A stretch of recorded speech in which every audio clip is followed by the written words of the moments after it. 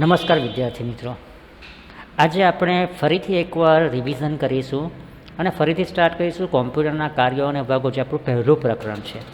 જ્યારે બી તમારી પરીક્ષા આવે કે તમને કંઈ સ્વાધ્યાય કરવાનો આવે કે કંઈ તકલીફ પડે એ પહેલાં આપણે આ ફરીથી એકવાર રિપીટ કરી લઈએ.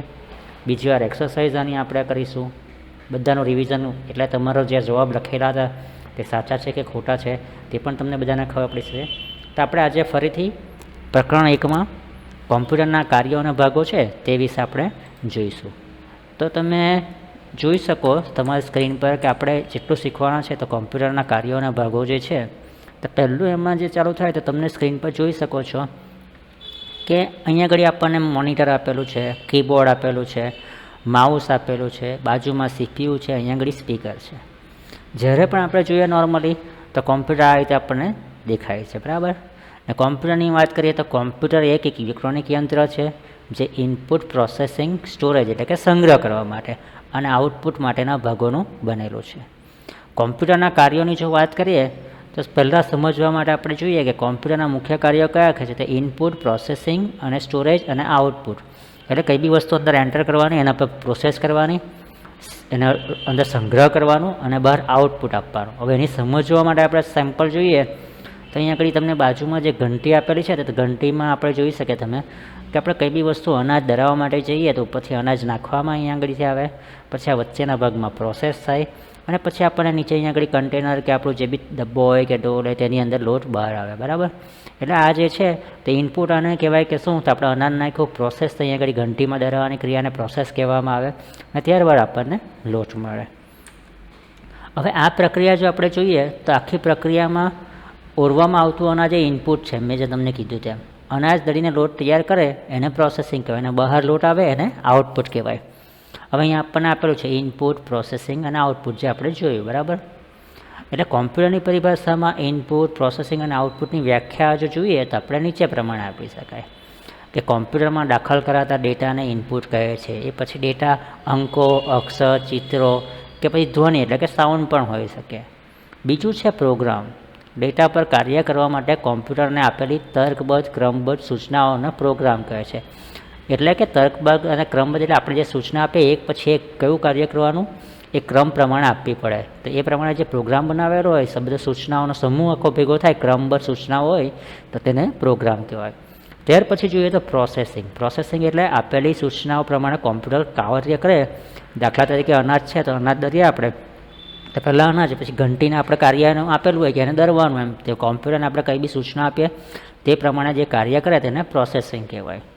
અને પછી આઉટપુટ એટલે કે એક જાતનું રિઝલ્ટ, આપણે કે જે કઈ આપણે ડેટા અંદર નાખ્યા હોય પછી એની પ્રક્રિયા કરે કોમ્પ્યુટર અને પછી માહિતી તૈયાર થાય છે. જે માહિતી તૈયાર થાય તેને શું કહેવાય? આઉટપુટ કહે છે. અને તે ક્યાં દેખાય? આપણને મોનિટર પર એટલે કે સ્ક્રીન પર દેખાય. અને પછી આપણને એનું કામ હોય તો આપણે એના કાગળ પર પ્રિન્ટર દ્વારા છાપી પણ શકીએ. એટલે કે આપણે એમ જોવા જઈએ તો માહિતી તૈયાર કરવા માટે કોમ્પ્યુટર પ્રોગ્રામની મદદથી દાખલ કરેલા ડેટા ઇનપુટ પર પ્રોસેસ કરે છે. અહીંયા તમને બતાવેલું છે ચાર્ટમાં કે ઇનપુટ ડેટા અને પ્રોગ્રામ ભેગા થઈને પછી પ્રોસેસિંગ, પ્રોગ્રામ જે કરે તે પ્રમાણે થાય અને આપણને બહાર આઉટપુટ મતલબ માહિતી મળે. ત્યાર પછી જો આપણે વાત કરીએ તો કોમ્પ્યુટરના ભાગો. તો કોમ્પ્યુટરના ભાગો જોઈએ તો કોમ્પ્યુટર ઇનપુટ માટેના સાધનો, પ્રોસેસિંગ યુનિટ અને આઉટપુટ માટેના સાધનોનું બનેલું છે. આપણે જો અનાજ દળવાની ઘંટીમાં તમને વાત કરી કે ઉદાહરણમાં અહીંયા આપેલું છે કે એના નાચામાં અનાજ ઓરવામાં આવે છે, એટલે કે ઉપરથી નાખવામાં આવે છે, એને ઇનપુટ કહેવાય. વચ્ચે જે દળાઈને તૈયાર થાય તે પ્રોસેસ થાય તો એના વચ્ચેનો ભાગ એ પ્રોસેસિંગ યુનિટ કહેવાય. અને બહાર જે આવે જ્યાંથી એને આઉટપુટ ડિવાઇસ કહેવાય. તે જ પ્રમાણે કોમ્પ્યુટરમાં બી કંઈ બી સૂચના દાખલ કરવા માટે કોનો ઉપયોગ થાય? તો કીબોર્ડ અને માઉસનો ઉપયોગ થાય.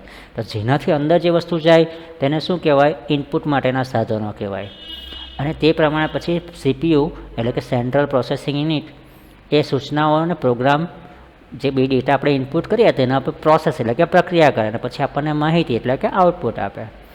સીપીયુ પ્રોસેસ કરેલા ડેટાનો સંગ્રહ પણ કરે છે. આપણે જે કંઈ કામ કરીએ એ સેવ કરીએ, સંગ્રહ ક્યાં થાય? કોમ્પ્યુટરમાં. જ્યારે તમે ઈચ્છો ત્યારે આવી સંગ્રહેલી માહિતીને પાછી મેળવી શકો. એટલે આપણે કોઈ ફાઇલ બનાવી હોય, કામ પતી જાય, ફરીથી આપણે લેવું હોય તો આપણે પાછા એને લાવી શકીએ. આમ સીપીયુ પ્રોસેસ કરે છે તથા ડેટા પ્રોગ્રામને માહિતીનો સંગ્રહ કરે છે.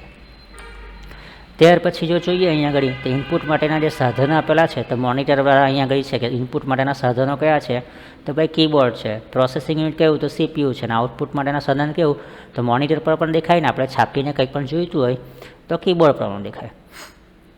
હવે સૌ પ્રથમ જોઈએ તો એમાં ઇનપુટ ડિવાઇસમાં પહેલું જે આવે છે કીબોર્ડ છે અને માઉસ 2 છે. તો આપણે કીબોર્ડની વાત કરીએ તો પિક્ચરમાં તમને કીબોર્ડ દેખાય છે, બરાબર છે. તો કીબોર્ડ પર બધી વિવિધ કી આવેલી છે. આમાં પહેલું લખેલું લેટર કી એટલે કે આપણે A to Z જેવી આટલો ભાગમાં દેખાય A to Z તે કીબોર્ડ. પછી અહીંયા આગળ નંબર કી એટલે કે 0 to 9. તો અહીંયા બી નંબર આપેલા છે 1 2 3, પણ આ કી પર 2 સિમ્બોલ આપેલા છે, એક નંબર અને બીજો સિમ્બોલ છે. બીજો નંબર અહીંયા આપેલા છે 1 2 3 4 5 9 એટલે આખા 5 6 7 8 9 અને 0. પછી છે ગણિતના કાર્યો માટેની કી એટલે કે પ્લસ છે, માઇનસ છે, આ ફુદરડી એટલે કે ગુણાકાર માટે, અને આને સ્લેશ કહેવાય, એ સામાન્ય ભાગાકાર માટે વપરાય. તે બધી કી પણ અહીંયા આગળ આપેલી છે. અહીંયા આગળ કે પ્લસ છે, માઇનસ છે, પછી આ ફુદરડી એટલે કે સ્ટાર કહેવાય અને સ્લેશ કહેવાય ભાગાકાર માટે. પછી વિરામ ચિહ્નો માટેની કી તે બધી કી અહીંયા આગળ આપેલી છે, અલ્પ વિરામ, ફૂલ સ્ટોપ ને આ બધું કંઈ બી કરવું હોય આ બધી એ બધી છે. પછી વિશિષ્ટ નિશાને માટેની કી તો આ બધી કી અહીંયા આગળ આપેલી છે. તો આપણે શિફ્ટ બટન છે તો શિફ્ટ બટનનો ઉપયોગ કરીએ, દબાવી રાખીએ અને આ એક નંબર દબાવે તો એના ઉપરનો જે સિમ્બોલ ને વિશિષ્ટ કી હોય તે આપણને જોવા મળે. તે રીતે બધા બટન પર એક એક કી આપેલી છે. તો આપણે શિફ્ટ કીના ઉપયોગ દ્વારા કરીએ તો શિફ્ટ કીને પ્રેસ કરી રાખીને આપણે દબાવીએ તો ઉપરના જે બી વિશિષ્ટ કી આપેલી છે તેના સિમ્બોલ છે તે આપણને જોવા મળે. પછી છે કર્સર કી. કર્સર કી એટલે કે અહીંયા આગળ આપણને કર્સર કી આ કહેવાય, કર્સર કી 4 આપેલી છે. આ ઉપર જવા માટે, નીચે જવા માટે, ડાબે જવા માટે, જમણે જવા માટે. પછી કેટલાક વિશિષ્ટ કમાન્ડ માટે ફંક્શન કી. ફંક્શન કી એટલે અહીંયા આગળ છે F1 F2 F3 F4 આવી છે F12 સુધી છે. એમાં સ્પેશિયલ કમાન્ડ આવે. આપણે કંઈ પણ હેલ્પ લેવી હોય તો F1 કમાન્ડ છે તો F1 પર ખાલી કી પર પ્રેસ કરીએ આપણે તો આપણને હેલ્પ મળે. એવી રીતે બધી કીનો અલગ અલગ ઉપયોગ હોય છે. પછી enter key, shift key, alter, delete. તો એન્ટર કી એટલે આપણે કંઈ પણ કામ કરીને પછી આગળ વધવું હોય એટલે એન્ટર કી, તો અહીંયા આગળ આપણને એન્ટર કી આપેલી છે. શિફ્ટ કીની વાત કરી. પછી આ સ્પેસ બારની બાજુમાં અલ્ટર કી આપેલી છે. પછી અહીંયા આગળ ડિલીટ કરવું હોય તો કઈ વસ્તુ અહીંયા ડિલીટ કી આપેલી છે. તો આ બધી કીથી આપણે જે પણ કામ કરવાના તે પ્રમાણે કીબોર્ડની આ કી આપેલી છે. પછી આપણે જોઈએ માઉસની વાત કરીએ તો આ પિક્ચરમાં દેખાય છે માઉસ આપણી હથેળીમાં નાનું રહી તે પ્રમાણેનું ડિવાઇસ છે, બરાબર છે. એના પર 3 બટન આવે છે. પહેલાં 2 બટન આવતા હતા, અત્યારે આપણે 3, એક ડાબી લેફ્ટ સાઈડે, એક જમણી બાજુ અને વચ્ચે સ્ક્રોલ બટન કહેવાય છે. તો સ્ક્રોલ બટનથી ઉપર નીચે જવું હોય તો સ્ક્રોલ બટન તમે આ ફેરવો વચ્ચેનું તો ઉપર નીચે જવાય, બરાબર. પછી તમે માઉસ પકડો તો આ કી આપણી વધારે યુઝ થવાની છે. આ બાજુની કી છે તો કોઈ બી કી છે તો તમે આ કી પહેલાં યુઝ કરવાના છે તો આ કી યુઝ કરો એટલે કંઈ બી વસ્તુ સિલેક્ટ કરો. બીજી બાજુની કી તો રાઇટ ક્લિક કરો, તેના શોર્ટકટ કી કેવો આપણે કંઈ પણ જોઈતી હોય તેના પરથી કી મળે. આપણે જે પ્રમાણનું કામ હોય તે પ્રમાણે છે એટલે એને પાછું આપણે બીજું શું કહેવાય અને પોઇન્ટિંગ ડિવાઇસ કહેવાય છે. આપણો એરો જે અત્યારે જે ચાલે છે તે માઉસથી ચાલે છે, બરાબર. એટલે પરીક્ષામાં પૂછાય તમને તો માઉસ નિદર્શન માટેનું સાધન ને બીજું શું કહેવાય તો માઉસ પોઇન્ટિંગ ડિવાઇસ છે. પછી આપણે આઉટપુટની વાત કરીએ. આપણે જોયું બધાને ખબર જ છે કે આ મોનિટર આપેલું છે, બરાબર, સ્ક્રીન. તો એ મોનિટર અને પ્રિન્ટર 2 આઉટપુટ ડિવાઇસ છે. મોનિટર શું કરે સ્ક્રીન પર આપણને બતાવે ને પ્રિન્ટર શું કરે કાગળ પર છાપીને આપે. ને આપણને બધાને ખબર છે તો ટીવી જેવું દેખાય છે, બરાબર. એની બીજી ભાષામાં શું કહેવાય VDU એટલે કે વિઝ્યુઅલ ડિસ્પ્લે યુનિટ તરીકે પણ જાણીતું છે. ત્યાર પછી આપણે વાત કરીએ તો અહીંયા આગળ પ્રિન્ટર છે. અહીંયા આગળ તો પ્રિન્ટરની વાત કરીએ. પ્રિન્ટર કેવું તો છાપવા માટે તમને કીધું કંઈ બી આઉટપુટ લેવું હોય આપણે તો કોમ્પ્યુટરમાં કંઈ બી તૈયાર કરેલી માહિતી મોનિટર પર બતાવે જ છે. તો પ્રિન્ટરની મદદથી આપણે કાગળ પર છાપી શકીએ. ને પ્રિન્ટર વાયર દ્વારા CPU સાથે જોડાયેલું હોય છે. હવે પ્રિન્ટરની વાત કરીએ કે આપણે કંઈ બી અંદર આપણે સંગ્રહ તો રાખી શકીએ. તો સંગ્રહ રાખે કોમ્પ્યુટરમાં એને સોફ્ટ કોપી કહેવાય. અને આપણે બાકીની કોપી પ્રિન્ટ કરીએ તો આપણને હાર્ડ કોપી કહેવાય, જે આ પ્રિન્ટર પર આપણે પ્રિન્ટ આઉટ કરીએ તેને. તો પ્રિન્ટરની વાત કરીએ તો એમાં બી અલગ અલગ પ્રિન્ટર આવે. તો પહેલું અહીંયા છે ડોટ મેટ્રિક્સ પ્રિન્ટર. આ સસ્તું છે, એમાં છાપવાની ક્વોલિટી ખરી છે આવે છે પણ એટલી બધી સારી ના આવે. આપણને કામ ચાલે તે પ્રમાણે ચાલી જાય. બીજું કે આ પ્રિન્ટર ધીમું છે ને અવાજ પણ કરે ને એમાં રિબિન આવે તે પ્રમાણે છપાય ને કંઈ બી છપાય તો ડોટ ડોટ ટાઈપ આપણને દેખાય એના પર. એના પછી છે ઇન્જેક્ટ પ્રિન્ટર. આ inject printer dot matrix printer કરતાં વધારે સારું હોય ને આમાં ઘણા બધા છિદ્રો હોય જેનાથી એમ સ્પ્રે થઈને એમાંથી સહી બહાર ફેંકાય ને આપણે પેપર પર પ્રિન્ટ થાય. આની ક્વોલિટી સારી આવે, વ્હાઇટ ને કલર બંનેમાં કામ કરી શકે ને આ સરળ પણ છે, અત્યારે સસ્તું પણ મળે છે ને અવાજ પણ નથી કરતું. ત્યાર પછી જોઈએ તો આપણે લેસર પ્રિન્ટર છે. તો લેસર પ્રિન્ટર છે તો લેસર પ્રિન્ટો લેસર કિરણોની મદદથી છાપે છે. આ પ્રિન્ટર ઘણું ફાસ્ટ છે, એક સાથે આખું પાનું છાપી નાખે, અવાજ પણ નથી કરતું, એની ક્વોલિટી પણ સારી છે. એટલે સૌથી સારા પ્રિન્ટરમાં આપણે લેસર પ્રિન્ટરનો ઉપયોગ કરી શકીએ. પછી જે આપણે સીપીયુની વાત કરતા હતા, તો આ પિક્ચરમાં દેખાય છે તમને સીપીયુ આપેલો છે અહીંયા આગળ, બરાબર. એને શું કહેવાય? સીપીયુ એટલે કે સેન્ટ્રલ પ્રોસેસિંગ યુનિટ. બોક્સમાં પ્રોસેસિંગ અંદર આવેલું હોય છે આ બોક્સ છે, પણ આપણે આને સીપીયુ કહીએ છીએ, બરાબર.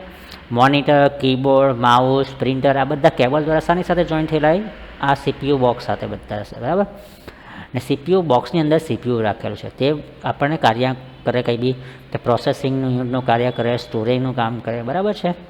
તો પ્રોસેસિંગ યુનિટનું અહીંયા આગળ આપણને આપેલું છે કે પ્રોસેસિંગ યુનિટમાં સીપીયુના અન્ય ઇલેક્ટ્રોનિક ઘટક હોય છે, બરાબર. તો તે પ્રમાણે બધું કામ કરે છે. જે પણ માહિતી આવે કોમ્પ્યુટરના સમગ્ર કાર્ય પર નિયંત્રણ કરે છે. આથી તેને કોમ્પ્યુટરનું મગજ પણ કહે છે, બરાબર છે. પછી ઇનપુટ ડિવાઇસ પરથી આપેલી સૂચનાઓ ડેટા મળતા સીપીયુ નક્કી કરે કે શું કરવાનું છે, કઈ રીતે કરવાનું છે, ક્યાં વસ્તુ મોકલવાની છે. આ બધી વસ્તુ કોણ નક્કી કરે? સીપીયુ. તો આજે આપણે આજના વિડીયોમાં છે તો આપણે આજના વિડીયોમાં આટલું જોઈશું, ને ત્યાર પછી જે મેમરી યુનિટનું કે એના લગતા બીજા ડિવાઇસ આવશે, ને ત્યાર પછી હું તમને બધી ખાલી જગ્યા ફરીથી આમાં છે તે બતાવીશ, એનો કયો જવાબ છે તે પણ લખીને બતાવીશ. તો વિદ્યાર્થી મિત્રો આટલું આ રિવિઝન બરાબર કરી લેજો ફરીથી, બરાબર છે. તો આપણે ફરી મળીશું ત્યારે આપણે એક્સરસાઇઝ પણ કરીશું, એટલે તમને એના પરથી પણ કમ્પ્લીટ બધો આઈડિયા આવી જાય, ખ્યાલ આવી જાય. ને મેં જે જવાબ કહીશ તે તમારે પછી અંદર રાખવાના, એની હું તમને પીડીએફ ફાઇલ પણ મોકલી આપીશ જવાબ લખેલી, એટલે તમે કદાચ કંઈ ભૂલ કરાવી લઈ તો પાછું પાકું કરી શકો, બરાબર છે. ચલો, થેન્ક યુ.